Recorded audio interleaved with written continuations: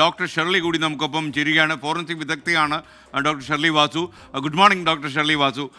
യഥാർത്ഥത്തിൽ ഈ നെയ്യാറ്റിൻകൽ നടക്കുന്ന ഈ ഫോറൻസിക് പരിശോധന എത്രമാത്രം നിയമത്തിൻ്റെ വഴിയിൽ പോലീസിന് അത് മുൻകരുതലാകും, പോലീസിന് അത് കോടതി നടപടികളൊക്കെ സഹായകരമാകും?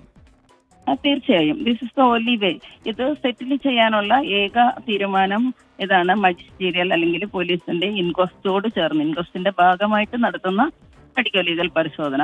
അപ്പൊ ഈ പരിശോധനയിൽ പരിക്കുകളുണ്ടോ ഇല്ലയോ എന്നുള്ളത് വ്യക്തമാകും.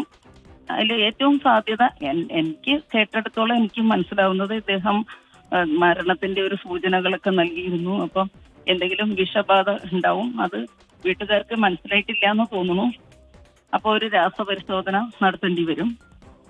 Chemical examination. ഈ രാസപരിശോധന, ഈ രാസവസ്തുക്കളൊക്കെ ഉള്ളിൽ എന്തെങ്കിലും ഉണ്ടെങ്കിൽ, താങ്കൾ പറഞ്ഞ പോലെ എന്തെങ്കിലും അത്യാഹിതം സംഭവിച്ചിട്ടുണ്ടെങ്കിൽ, ഈ കുറച്ച് ദിവസങ്ങളായല്ലോ ഇപ്പോൾ ഈ മരണം നടന്നിട്ട്, അതുകൊണ്ട് ഈ ദിവസം കഴിയുന്നത് കൊണ്ട് ഫോറൻസിക് പരിശോധനയിൽ അത് പൂർണ്ണമായും അതിൻ്റെ തീവ്രത കണ്ടെത്താൻ കഴിയാതെ പോകുന്ന എന്തെങ്കിലും സാഹചര്യം ഉണ്ടാകുമോ? ഇല്ല, ഒരാഴ്ചയല്ലേ ആയിട്ടുള്ളൂ. ഇപ്പൊ ഇത് സയനൈഡ് പോലത്തേക്കുള്ള വളരെയധികം പെട്ടെന്ന് പോകുന്ന വല്ല വസ്തുക്കളുണ്ടെങ്കിൽ ചിലപ്പോൾ സാധ്യത കുറവാണ്. പക്ഷെ മൃതദേഹം സംരക്ഷിതമാണ്. ഇത് ആനിമൽ ആക്ഷൻ ഒന്നും ഇല്ല. മണ്ണിനടിയിൽ പോയി ദ്രവിച്ച മെറ്റീരിയൽ നഷ്ടപ്പെട്ടിട്ടില്ല. എല്ലാ ശരീരത്തിന്റെ എല്ലാ ഭാഗങ്ങളും ഇൻടാക്റ്റ് ആയിട്ട് കിട്ടിയിട്ടുണ്ട്. അപ്പൊ അതുകൊണ്ട് രാസപരിശോധന ഫലം കൃത്യമായിട്ട് നമുക്ക് കിട്ടും. എന്തെങ്കിലും വിഷം കഴിച്ചിട്ടാണ് ഇദ്ദേഹം മരിച്ചിട്ടുണ്ടെങ്കിൽ.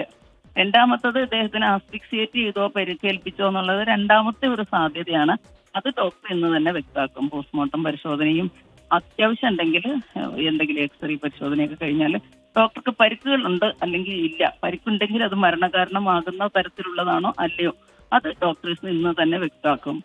പിന്നെ രാസപരിശോധനയ്ക്ക് കൃത്യതയോടെ കണ്ടാമിനേഷൻ ഒന്നും ഇല്ലാതെ സ്പെസിമെൻ കളക്ട് ചെയ്യാനും ആസ്പത്രിയിലാണ് കൂടുതൽ സൗകര്യമുള്ളത്.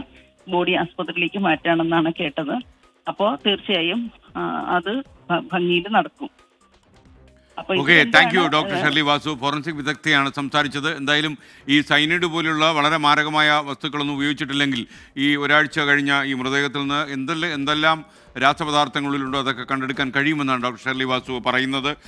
ഷിനിൽ വർഗീസ് പറയുന്നു, DRSKN രാവിലെ 1.5 മണിക്കൂർ കളഞ്ഞതിൽ സന്തോഷമായില്ല. എന്ത് സന്തോഷം? യഥാർത്ഥത്തിൽ ഷിനിൽ വർഗീസ്, എനിക്ക് സന്തോഷമുണ്ട് ഒരു കാര്യത്തിൽ.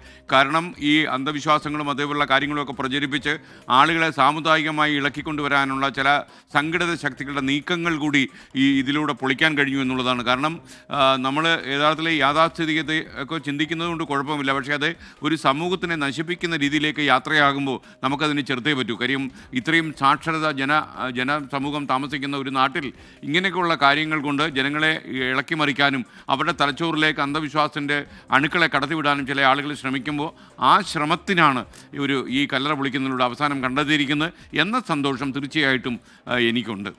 ഒരു സയൻറ്റിഫിക് ടെമ്പർ കൈമോശം വരാൻ പാടില്ല നമുക്ക്.